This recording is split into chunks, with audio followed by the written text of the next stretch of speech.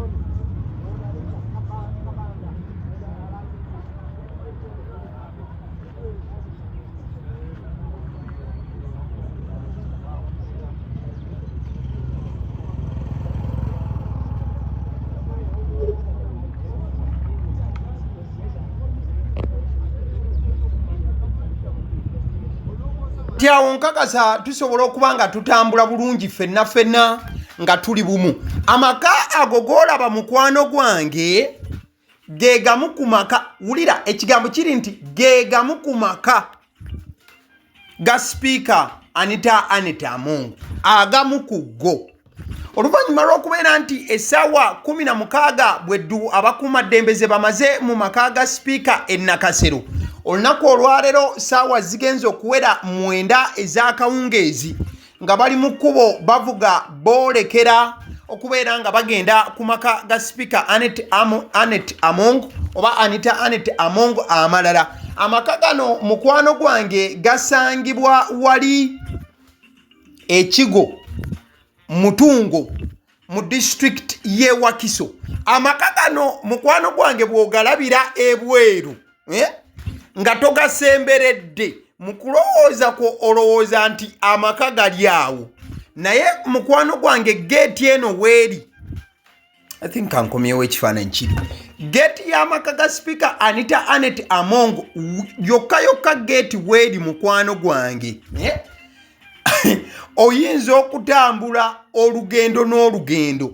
okuva ku geeti okutuuka obutuusa amaka ago we gali. Amaka g'omukazi gali ku ttaka gazi nnyo. nga gye nnyinza okuba nga nkomya wabula mukwano gwange okubeera nti abakuumaddembe boolekera ku maka gano kiddiridde okubeera nga bamaliriza search gye baakoze e Nakasero era nga yo Nakasero bamaze okuba nga bakebera ne Ssekebera wabula agavuddeyo bwe mbadde nzijira okuba nga nkuweereza emboozi eno y'okuba nti ababalirizi b'ebitabo oba bayite ba auditors ab'enjawulo balabiddwako ku sayidi wali e Nakasero nga beesogga amaka ga sipiika e Nakasero wabula wano kati vidiyo eno gye tuliko tuli mu kwogera ku maka g'ekigo kati ababalirizi oyinza kwebuuza nti ababalirizi eri babadde bagendayo kukola ki bagenze kubala ki kubala mpapula oba kubala kale batagamba nti abakuumaddembe abakulembeddwamu CID wamu n'ebitongole ebirala nga UPDF ebitongole ebirala ebikuumaddembe by'oyinza okuba nga oyogerako bye bigenze maaso olw'okuba nga bisalako amaka gano kati nno emmotoka ez'enjawulo z'olaba nga ziyingira geeti eno mukwano gwange kigambibwa nti ezimu ku zo ze zimu ku mmotoka ezitambulira mu luseregende lw'emmotoka za sipiika ezimu ku zo era abakuumaddembe olumaze okubeera nga batuuka. There was a heavily guarded convoy escorting the vehicles ezibadde zikwatagana obanga zina akakwate ku motoka ezibadde nga zitambula ne speaker nga bosobola okubanga olengera nazo zirabiddwako nga ziyingira amaka gano aga speaker agali ekigo wabula speaker tannaba kubanga akubwako liiso wantu wonna uliriza sipiika tannaba kubanga akubwako liiso wakati nga byonna bigenda mu maaso wabula kisuubirizibwa nti ennakasero abaddeyo gyali okukungaanya kwonna okwa information n'okufeffeta okwabadde kugenda mu maaso yabadde gyali bannayuganda bangi abakyalaba bino nga bigenda mu maaso bafuddeyo ne bagamba nti Uganda lyandibanga si ggwanga lyavu wabula obugagga ensimbi n'ensimbi zandibanga ziri mu mayumba agabamu ku bantu ab'enjawulo abatukulembera naddala nga abantu abo balinamu emize gy'okulya enguzi ne ssekulya yenna olw'ensonga nkyakugamba nnyo waliwo abali eyo abeebuuza tine kati ono abadde mulalu kijja kitya okubeera nga bamusanga ne omutitimbi gw'ensimbi wano nawali mukwano gwange ensimbi ez'obuli bw'enguzi ky'olina okumanya tebazitereka mu bbanka kiddemu ogambe nti mulokole amagezi gazze kati wakati nga bino byonna bikyagenda mu maaso wuliriza bino byonna nga bikyagenda mu maaso emmotoka ekika kya Rolls Royce ebadde eyogeza abantu obwama wabula nga bw'oba obadde ogoberera emboozi ez'enjawulo ku agaliwo wano nakugambye nti emmotoka eno yabadde tennaba kubanga ekubwako kya mulubaale oba yabadde tennaba kubanga ekubwako liiso oluvannyuma lw'okuba nti waliwo gayi abadde yagambibwa ku biragiro bya sipiika okubanga emmotoka eno agiddusa n'agijja we yali eri kati nno kigambibwa nti abakuumaddembe okubanga basazeeko wali ekigo emmotoka eno esangiddwa nga wano we yali etwaliddwa still bino byonna nga bikyagenda mu maaso information eyongera okubanga efubutukayo eraga nti emmotoka eno shipping oba ensimbi ez'okugivuga okugireeta mu Uganda yamalawo akawumbi kamu okategedde bulungi emmotoka okugireeta obuleesi mu Uganda oba kyoyinza okuyita shipping fees speaker yamumalako akawumbi kamu as in 1 billion akawumbi kamu just okugireeta obuleesi ti oba kugireeta kugiteeka ku lyato kugiteeka ku nnyonyi etuuke Uganda yamalayo akawumbi kamu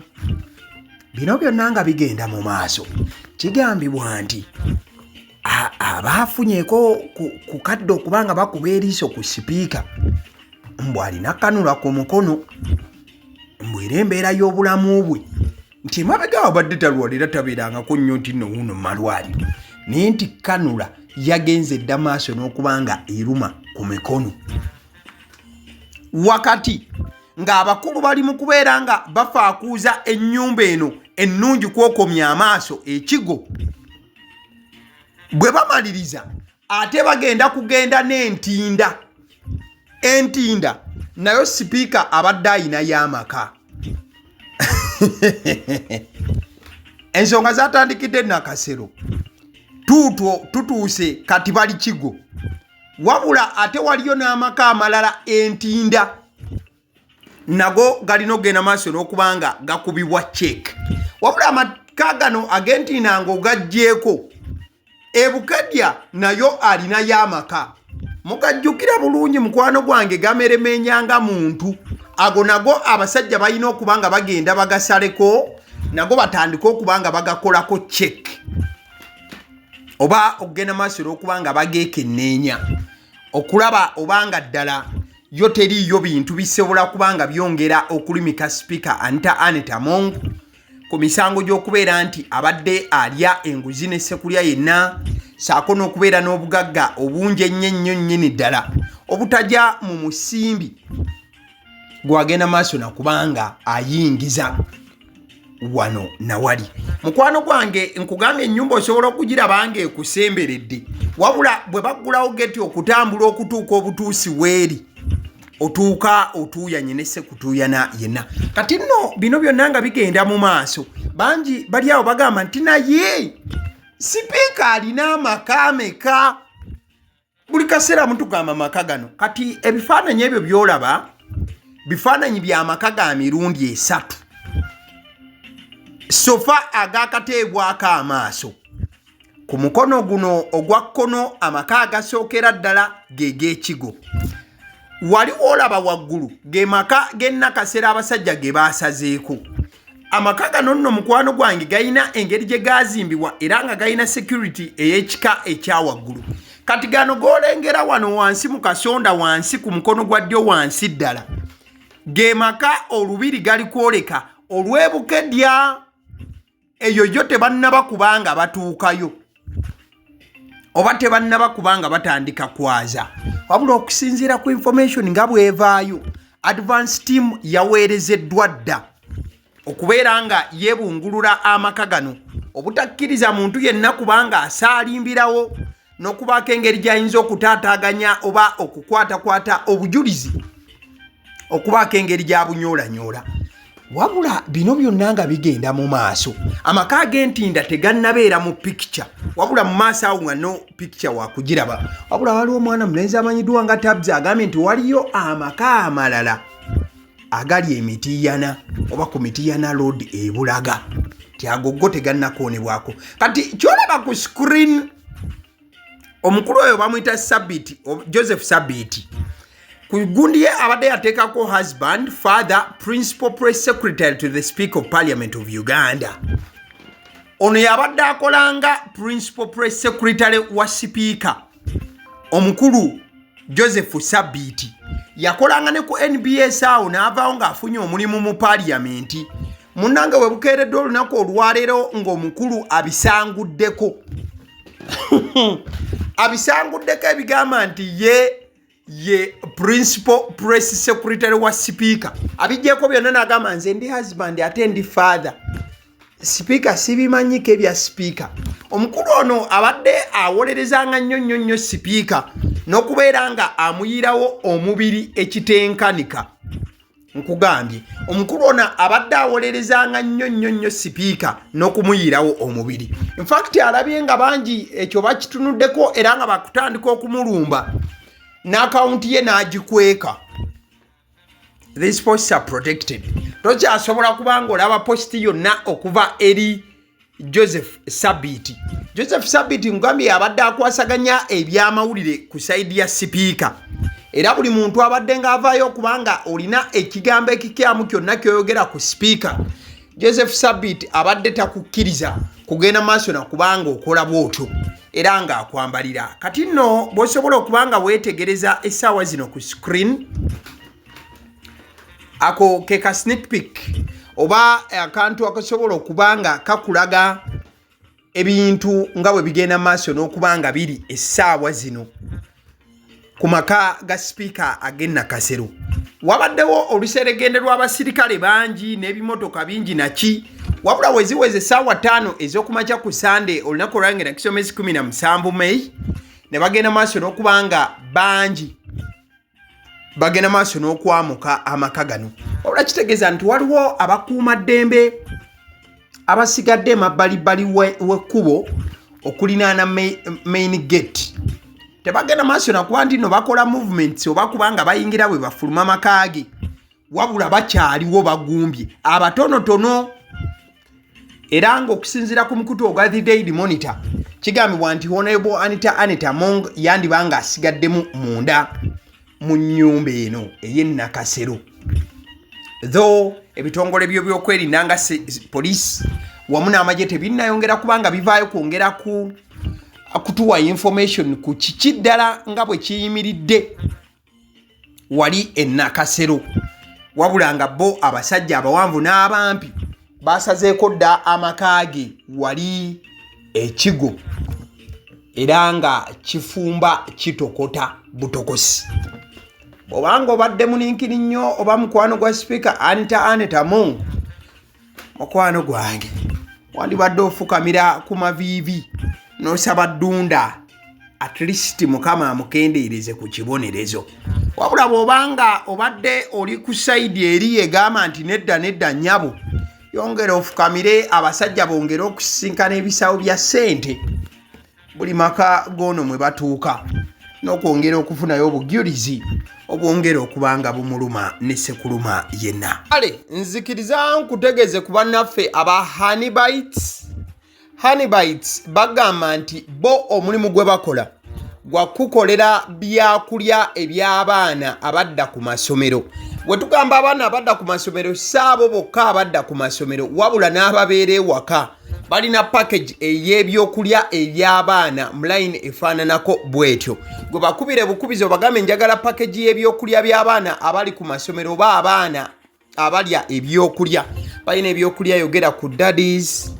yogera ku binyeebwa, amawogola, yogera ku bagiya, yogera ku cupcakes, yogera ku donuts. Osobola okubafuna ku 0709 78 75 08 ate era mukadde ke kamu bw'oba oyagala ku pizza size yonna era namba y'emu ate era mukadde ke kamu bakola ne cake eza buli mukolo babayita aba Honeybites. Njagala n'okutegeeza ku bannaffe aba Alson Painters UG bano basiizi ba langi era nga balina obukugu mu kusiiga langi era bamanyi ne langi ki egenda ku kizimbe kyo era mu ruumu ki. Tebasobola kuddira langi yandigenze mu kisenge ate ne bagisiiga mu ddiiro ey'omu dining ne bagisiiga mu kinaabiro nedda. Alson Painters UG omulimu gw'okusiiga langi bagukugukira ddala. Basiiga ebizimbe okuviira ddala ku ruumu emu paka ku makalina n'amakalina gwe bakubira ebukubizo bagambe nti Alson Painters UG namaliriza okuzimba ekizimbe kyange. In fact ne bw'oba olina ekizimbe nga kikadde nga olaba langi yaakyo efaanana si bulungi, Alson Painters UG bazze kugonjoola ensonga eno. Bakubire ku 0705 1936 be bannaffe aba Alson Painters UG. Aba Sedi Omusunsuzi ly'erinnya eryange yenze aba Sedi Omusunsuzi. Yenze atuula emabega w'omuzindaalo buli lunaku era ly'eddoboozi ly'owuliriza ku mukutu guno aba Sedi Omusunsuzi ly'eddoboozi eryo era ng'omukutu kwoli gwe guno ogwagaliwo. Nagamba nti information yonna gy'olaba ku channel eno tetugattamu kintu kyonna ate tewali kye tutoolamu. Information nga bw'eba eyingiddewo ffe bwe tugikwata ne tugikuwa. Kati gwe omulabi n'osalawo ki eky'okukozesa information eyo. Kati ky'ogenda okukola mukwano gwange bw'oba omaliriza okulaba vidiyo eno, likinga, commentinga ki ky'olowooza, mukadde ke kamu subscribinga bw'oba nga omukutu guno oli mupya. Ate era mukadde ke kamu sharingira mikwano gyo girabe vidiyo eno ate ne videos endala ku mukutu guno. Agaliwo YouTube channel mwebale kutulaba.